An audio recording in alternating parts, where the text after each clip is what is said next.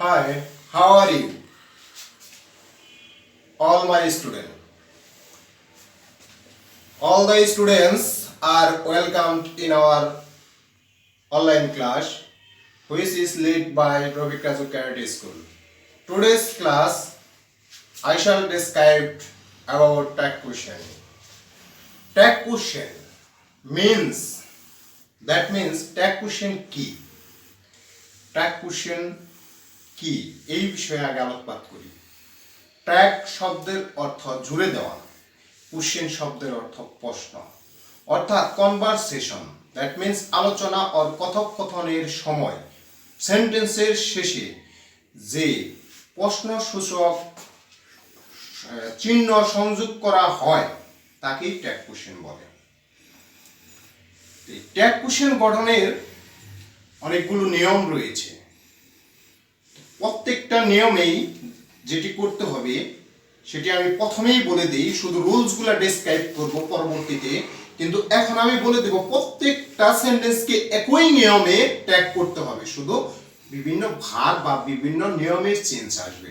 তা হচ্ছে প্রদত্ত সেন্টেন্সটি অপরিবর্তিত অবস্থায় বসাতে হবে। প্রিয় শিক্ষার্থী, খেয়াল করে শুনবে যে পরীক্ষার প্রশ্নের মধ্যে অর্থাৎ কোশ্চেন যেটা থাকবে সেটার মধ্যে যে প্রশ্নটা দেওয়া থাকবে সেই সেন্টেন্সটা তুমি যখন অ্যানসার শিট লিখবে অর্থাৎ অ্যানসার লিখবে, ঠিক তখন ওই সেন্টেন্সটা হুবহু তোমার খাতায় অপরিবর্তিত অবস্থায় তুলতে হবে।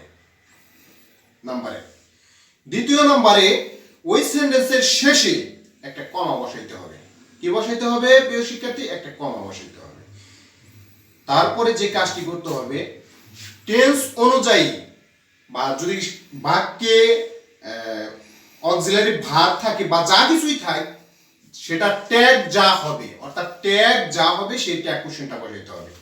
ট্যাগ যেটা হবে সেই ট্যাগ কোশ্চেনটা বসাইতে হবে। প্লাস লাস্টে নোট অফ ইন্টারোগেশন বসাইতে হবে। অতি জরুরি নোট অফ ইন্টারোগেশন, না থাকলে মার্ক দিবে না।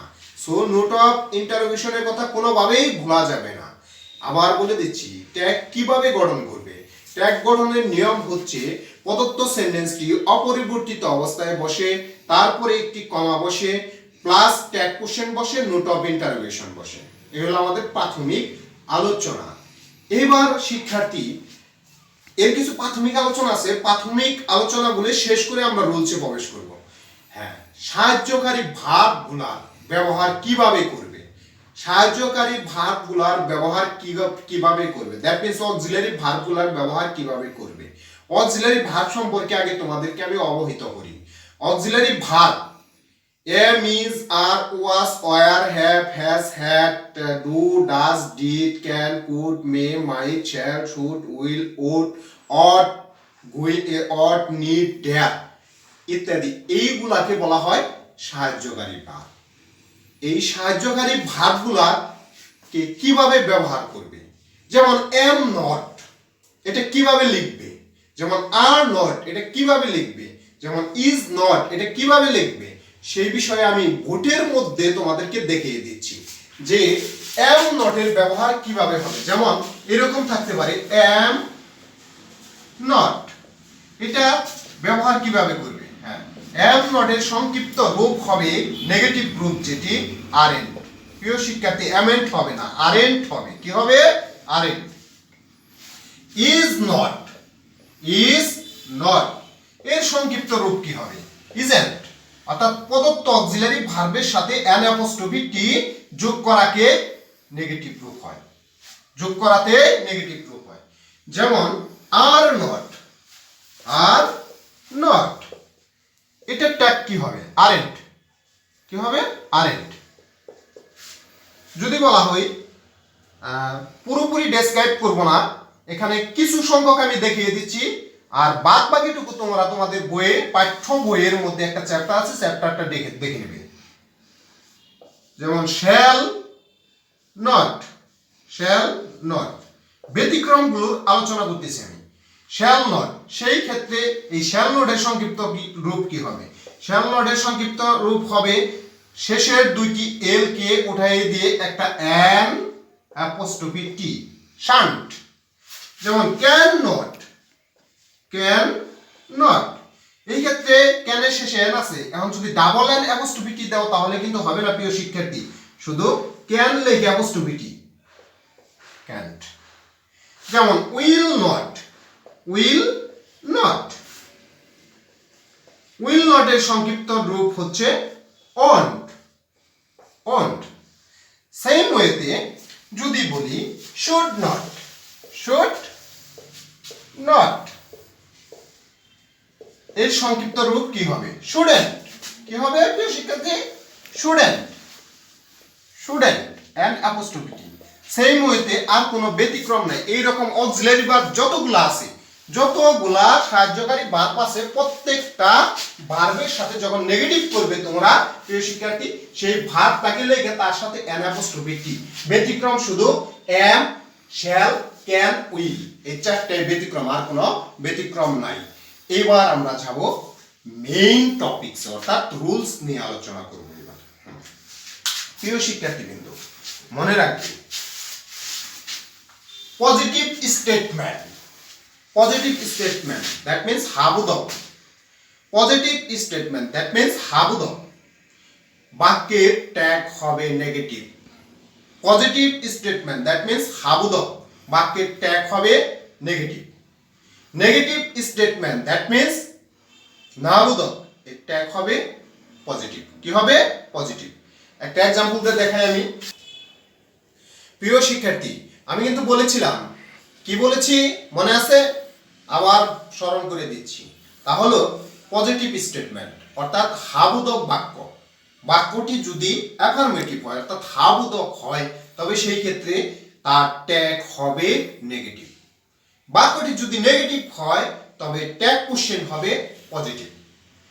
তাহলে আমরা একটা एग्जांपल দিয়ে পরিষ্কার হব। एग्जांपलটা কি? যে एग्जांपल, एग्जांपल প্রদত্ত সেন্টেন্স যে he is a truth, truthful boy, he is a truthful boy. প্রিয় শিক্ষার্থী, এই সেন্টেন্সটা তোমরা মনে করো তোমার পরীক্ষায় আছে। কোথায় আছে? পরীক্ষার মধ্যে আছে। তুমি এই সেন্টেন্সের ট্যাগ কিভাবে করবে? হ্যাঁ, আমরা সমাধান লিখবো, কারেক্ট লিখবো। কি সমাধান? হ্যাঁ, তাহলে কারেক্ট করব এখন।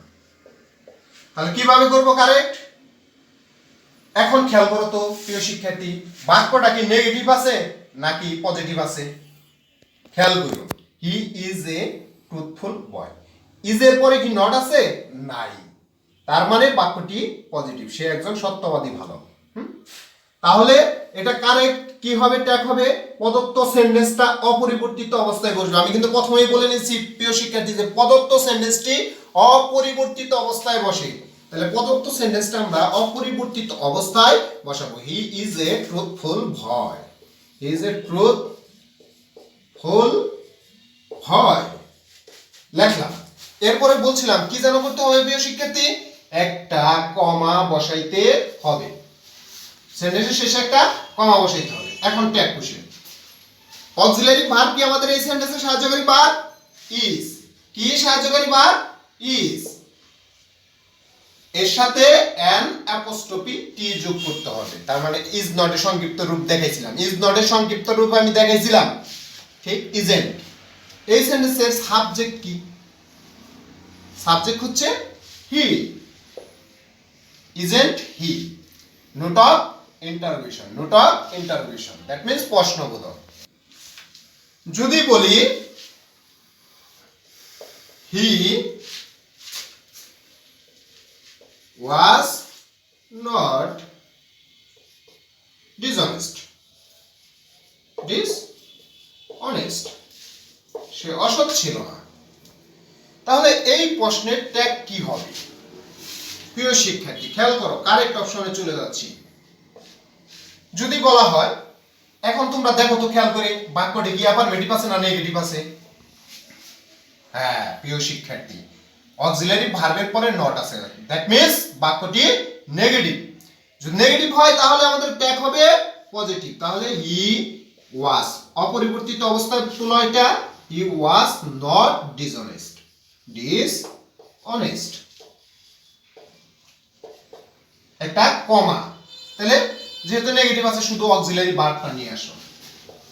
ওয়াজ হি, এই গেল আমাদের 1 নাম্বার রুলস। এইবার সাহায্যকারী ভার্ব যুক্ত, সাহায্যকারী কি, সাহায্যকারী দ্যাট মিন্স অক্সিলারি ভার্ব যুক্ত পজিটিভ স্টেটমেন্টের সেন্টেন্সকে কিভাবে ট্যাগ কোশ্চেনে রূপান্তর করব সেই বিষয়ে আলোকপাত করি।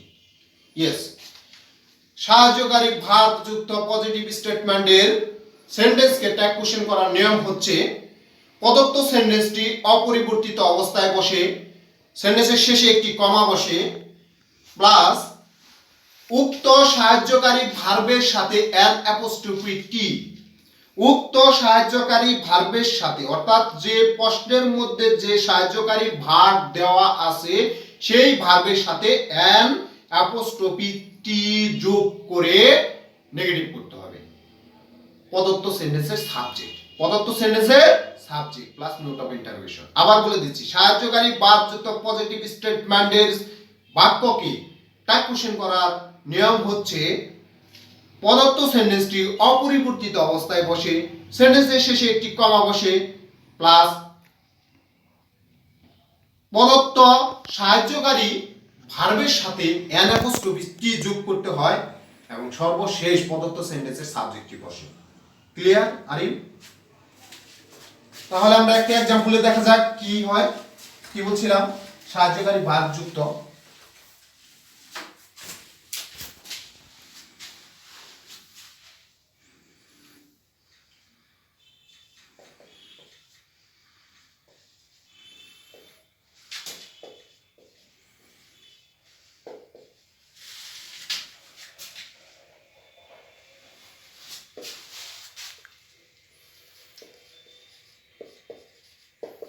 working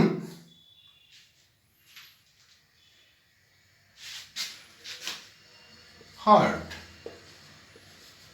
করিম কঠিন কাজ করতেছে। এই সেন্টেন্সের ট্যাগ কিভাবে করব? তাহলে সাহায্যকারী ভার্ব যুক্ত আছে না প্রিয় শিক্ষার্থী? তাহলে আমরা কারেক্ট অপশনে চলে যেয়ে প্রদত্ত সেন্টেন্সটি কি করব? অপরিবর্তিত অবস্থায় বসাবো। Is working hard. হ্যাঁ, প্রদত্ত সেন্টেন্সটি অপরিবর্তিত অবস্থায় তুলে লাস্টে একটা কমা বসেছি। তাহলে অক্সিলারি ভার্ব কি? ইজ। এ ইজ লিখলাম, ইজ এর সাথে অ্যান অ্যাপোস্ট্রোফি টি যোগ করো প্রিয় শিক্ষার্থী। করি কেন লিখছি এই एग्जांपलটি, তার যুক্তি আমি দেখিয়ে দিচ্ছি প্রিয় শিক্ষার্থী। আগের সেন্টেন্সের সাবজেক্ট ছিল হি, বাট এই সেন্টেন্সের সাবজেক্ট হলো করি।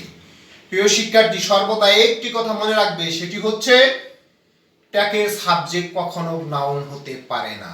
ট্যাগ কোশ্চেনের সাবজেক্ট অর্থাৎ ট্যাগ কোশ্চেনের সাবজেক্ট হচ্ছে আমাদের এখানে যে সাবজেক্টটা বসাবো ওটা হলো ট্যাগের সাবজেক্ট। ট্যাগের সাবজেক্ট কখনো নাউন হতে পারে না। কি হবে? প্রনাউন হবে। ট্যাগের সাবজেক্ট সর্বদাই প্রনাউন হবে। লিসেন টু মি, মনোযোগ সহকারে এই কথাগুলো শুনে রাখতে হবে যে ট্যাগের সাবজেক্ট কখনো নাউন হতে পারে না, প্রনাউন হবে। সুতরাং করিমের প্রনাউন হবে। ছেলেদের প্রনাউন কি প্রিয় শিক্ষার্থী? হি। তাহলে হি, নোট অফ ইন্টারোগেশন। ক্লিয়ার? আশা করি তোমরা ভালোভাবে বুঝতে পেরেছো আমার রুলসগুলো। এবার আমি আরেকটি রুলস নিয়ে আলোকপাত করি, সেটা হলো সাহায্যকারী ভার্ব যুক্ত নেগেটিভ স্টেটমেন্টের বাক্যকে কিভাবে ট্যাগ করব সেই বিষয়ে আলোচনা করব।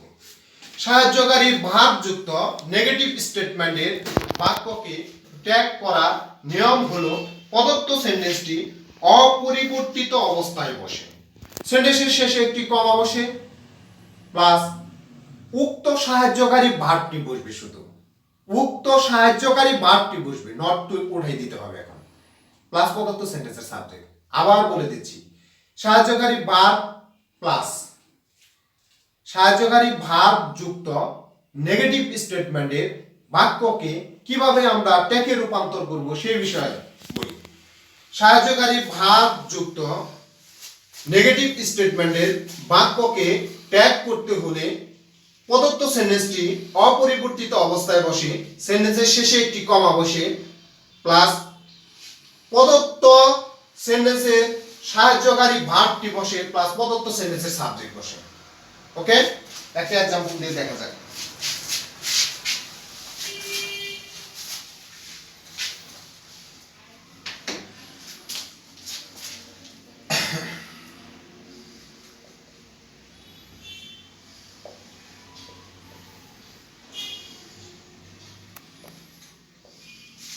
एग्जांपल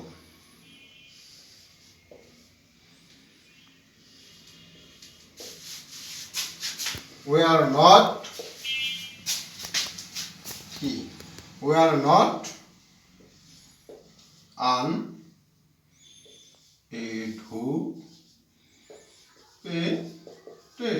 আমরা অশিক্ষিত নয়। we are not uneducated, educated।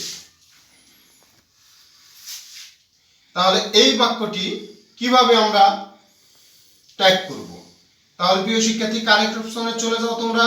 Correct অপশনে গিয়ে প্রদত্ত সেন্টেন্সটি অপরিবর্তিত অবস্থায় তোলো। we are not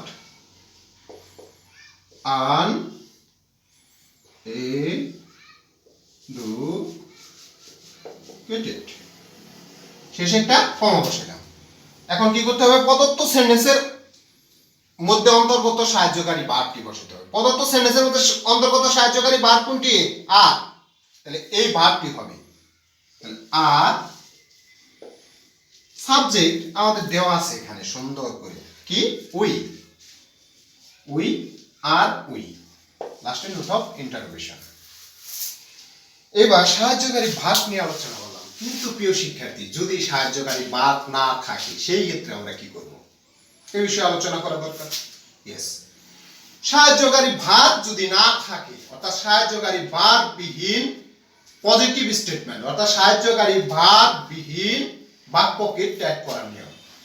সাহায্যকারী ভার্ব বিহীন বাক্যকে ট্যাগ কোশ্চেন করতে হলে প্রদত্ত সেন্টেন্সটি অপরিবর্তিত অবস্থায় বসাতে হবে, সেন্টেন্সের শেষে একটি কমা বসাইতে হবে, প্লাস পার্সন এবং টেন্স অনুযায়ী, do not, does not, did not বসে, do not, does not, did not বসে, প্লাস প্রদত্ত সেন্টেন্সের সাবজেক্ট বসে।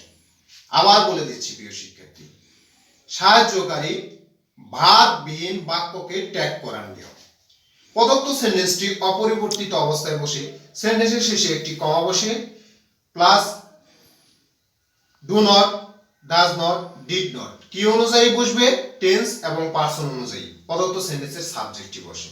এখন do not, does not, did not কোন জায়গায় বা কোন পার্সনের পরে কোনটা বসাবে এটি নিয়ে আলোচনা করা দরকার। হ্যাঁ প্রিয় শিক্ষার্থী, যদি আগের সেন্টেন্সটি, অর্থাৎ যে প্রদত্ত সেন্টেন্সটি, যে সেন্টেন্সটি তোমার প্রশ্নের মধ্যে দেওয়া থাকবে, সেই সেন্টেন্সটি যদি প্রেজেন্ট ইনডিফিনিট টেন্স হয়, কি হয় প্রিয় শিক্ষার্থী? প্রেজেন্ট ইনডিফিনিট টেন্স হয়, এবং সাবজেক্ট যদি থার্ড পারসন সিঙ্গুলার নাম্বার হয়। আমি থার্ড পারসন সিঙ্গুলার নাম্বার চিনিয়ে দিচ্ছি, হি, শি, ইট এবং যে কোনো একটা নাম, একে বলা হয় third person singular. Present indefinite টেন্সের সাবজেক্ট যদি থার্ড পারসন সিঙ্গুলার নাম্বার হয় তবে ডাজ নট বসে। প্রেজেন্ট ইনডিফিনিট টেন্সের সাবজেক্ট যদি থার্ড পারসন ব্যতীত অন্য কোনো পারসন হয়, থার্ড পারসন সিঙ্গুলার ব্যতীত অন্য কোনো পারসন হয়, তবে ডু নট বসে। আর যদি সেন্টেন্সটি পাস্ট টেন্সের হয়, আর যদি সেন্টেন্সটি পাস্ট ইনডিফিনিট টেন্স হয়, তাহলে ডিড নট হয়। তাহলে কি হয়? Did not. আবার বলে দিচ্ছি, প্রদত্ত সেন্টেন্সটি যদি প্রেজেন্ট ইনডিফিনিট টেন্স হয় এবং সাবজেক্ট থাকে থার্ড পারসন সিঙ্গুলার নাম্বার, তবে ডাজ নট বসাতে হবে। প্রদত্ত সেন্টেন্সটি যদি প্রেজেন্ট ইনডিফিনিট টেন্স হয়, সাবজেক্ট যদি থার্ড পারসন সিঙ্গুলার নাম্বার ব্যতীত থাকে, তবে ডু নট হবে। প্রদত্ত সেন্টেন্সটি যদি পাস্ট ইনডিফিনিট টেন্স হয়, তবে ডিড নট হবে, তাহলে আমরা একটা एग्जांपल লিখি।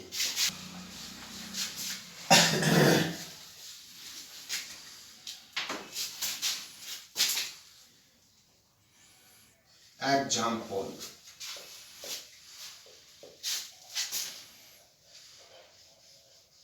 Rina sings well. রিনা ভালো গান গায়। এটাকে আমরা ট্যাগ করব কিভাবে? প্রিয় শিক্ষার্থী, এখানে কিন্তু সাহায্যকারী ভার্ব নেই, মেইন ভার্ব আছে। কি আছে? Main verb. তাহলে কারেক্ট অপশনে চলে যাই। কারেক্ট অপশনে গিয়ে প্রদত্ত সেন্টেন্সটা অপরিবর্তিত অবস্থায় আগে তুলি, পরে আমরা বুঝিয়ে দিব। Sings well.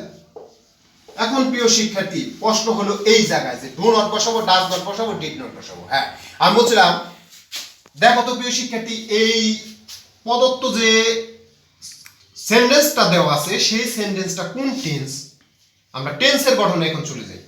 এটা হচ্ছে সাবজেক্ট, সিংস হচ্ছে B1, দ্যাট মিন্স ভার্বের প্রেজেন্ট ফর্ম প্লাস অবজেক্ট। মিলা কোন টেন্স হয়েছে? Present indefinite. কোন টেন্স হয়েছে? প্রেজেন্ট ইনডিফিনিট টেন্স হয়েছে। এখন প্রেজেন্ট ইনডিফিনিট টেন্সের পার্সনকে খেয়াল করব আমরা। রিনা কি একটা নাম না? রিনা কি একটি নাম না? তাহলে কি third person singular number? Yes. তাও যদি নাও চিনো প্রিয় শিক্ষার্থী, যদি দেখো ভার্বের শেষে এস বা ইএস আছে, মনে করতে হবে সাবজেক্টটা থার্ড পারসন সিঙ্গুলার নাম্বার। যদি দেখো ভার্বের শেষে এস বা ইএস আছে, মনে করতে হবে সাবজেক্টটা থার্ড পারসন সিঙ্গুলার নাম্বার। তাহলে ডাজ নট হয়। তাহলে কি বসাইতে হবে? Does not.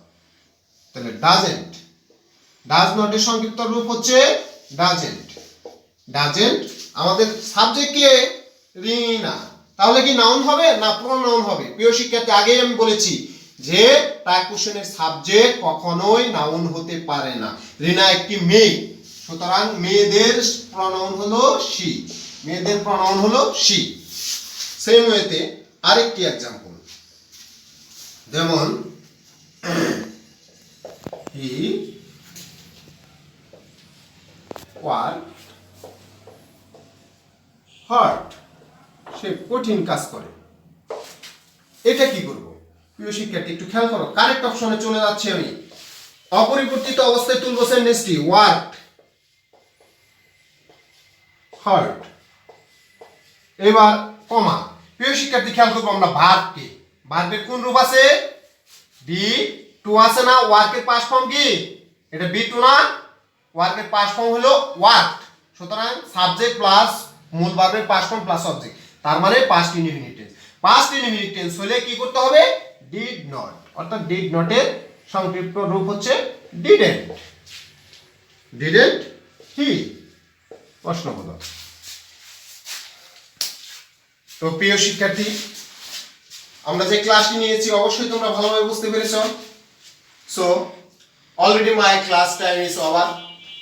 Good bye, all the best.